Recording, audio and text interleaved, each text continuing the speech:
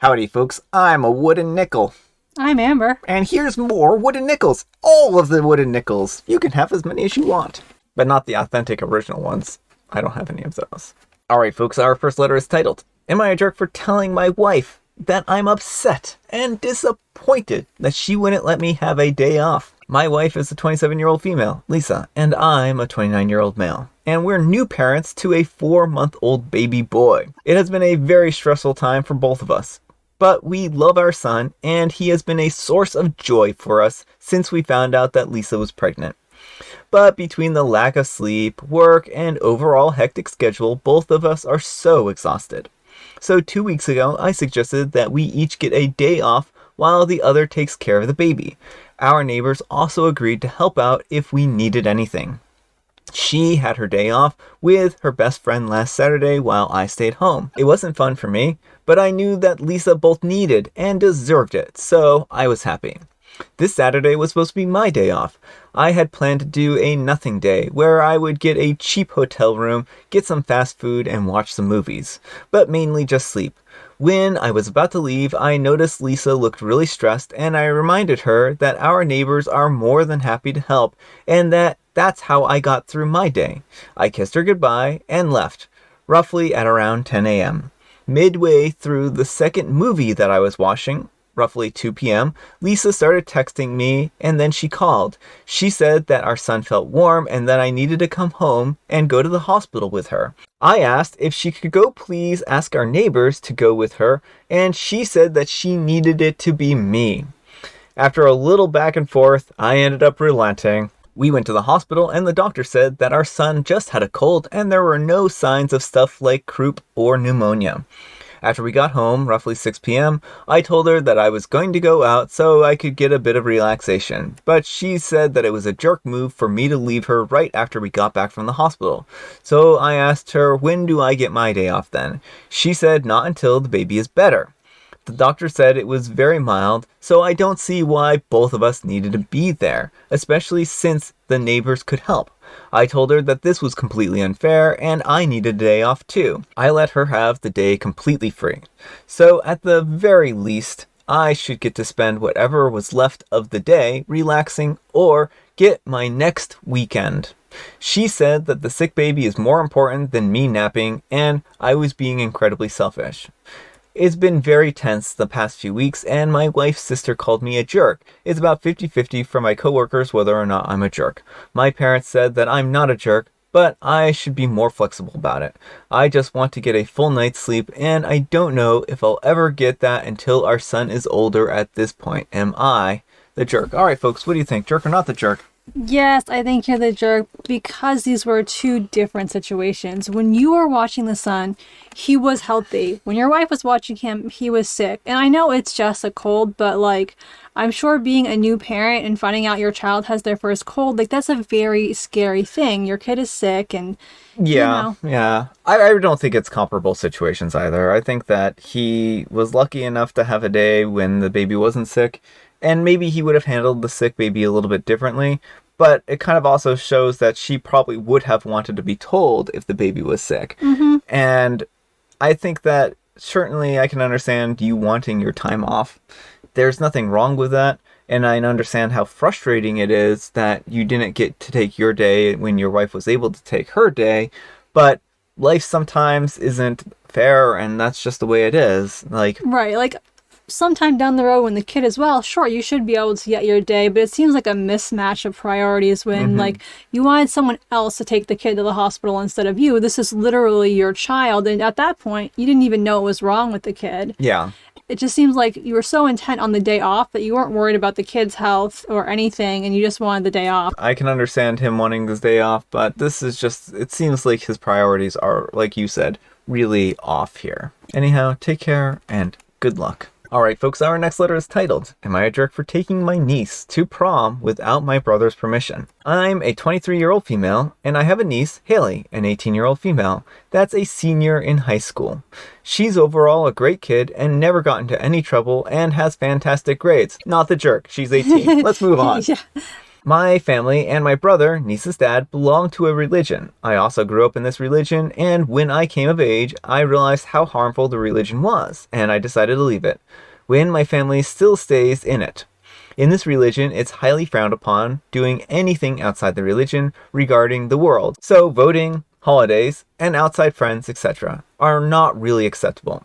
In this case, prom was one of those things that we couldn't do. I wasn't able to go to my prom due to these rules, and I was devastated. So I saw myself in my niece and decided that when she sobbed to me on the phone about how bad she wanted to go and to be a normal teen for one night, and my brother refused to let her go, so I took it upon myself and became her fairy godmother and took her shopping for a dress, and I lied to her dad about just having a plain sleepover with me, when I actually took her to the prom with her friends and let her and her friends have a slumber party in my living room afterwards. There were no boys there. The night was a success until my niece was tagged in a prom photo on Facebook, and my brother got furious and told me that I'm poisoning his daughter's mind and disrespecting him as a parent, and that I'm a jerk. So I feel like maybe I might be the jerk for lying to him, but my niece is also an adult, so am I the jerk? Sorry if my writing is terrible. I'm shaking from the conversation with my brother. Alright folks, what do you think? Jerk or not the jerk? Not the jerk, and you are a great aunt to your niece. Like, she's an adult, she's old enough to make her own decisions, and it's really unfortunate that your brother was intent on forcing her to conform to his worldview and not letting her enjoy the world as she wants to.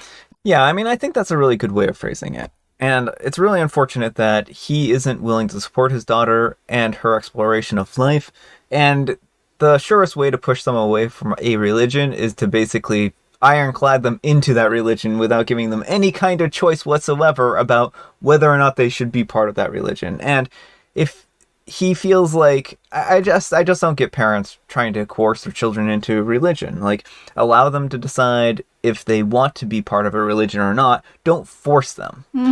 And I think that she's a grown adult and she can make her own decisions, and I think that he really just needs to lay off of her and allow her to be an adult. What's going to happen when she goes off to college? Or are they just planning on trying to marry her off before that happens? I mean, they may very well be. So, I just feel like it's an unfortunate situation for the daughter, and I'm really glad that OP stepped in and helped her to have the night she wanted. So yeah, I don't think that OP is in the wrong at all here. Certainly, well, I think the seat on some level wasn't necessarily right, but she didn't lie for personal gain. She lied to help her niece out. And so I think there can be a delineation there between personal gain lying again and lying for the purpose of helping her niece out. Yeah, well, exactly. And the brother was being unreasonable here. He's trying to deny his adult daughter from being able to have an experience. And so I don't think Opie's in the wrong at all. Yeah. So anyhow, take care and good luck. All right, folks, it is tea time. Grab your beverages of choice. I've got some tea right here, and Amber, she's got a silly joke for kids. Why couldn't the pony sing a lullaby? Well, I can tell you why the pony couldn't sing a lullaby.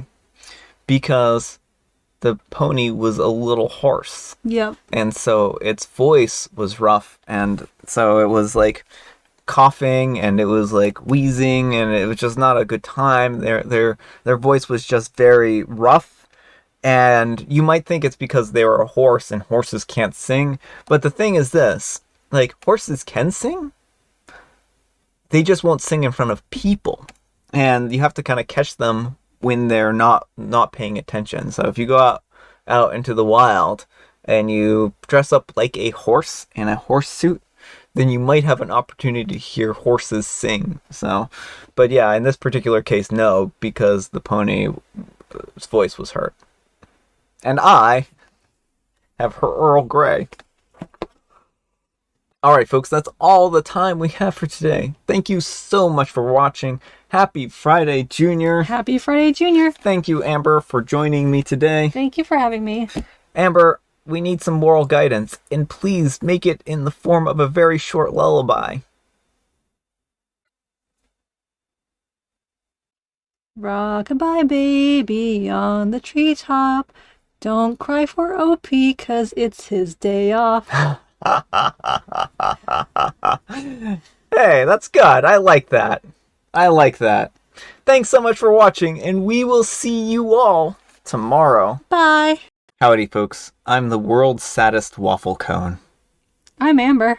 And here's some more lost ice cream. Maybe that's a bad one to go on. I don't even know what I'm thinking anymore. That makes it sound like you, at one point in time, knew what you were thinking. Yeah. Sadly, that's not the case.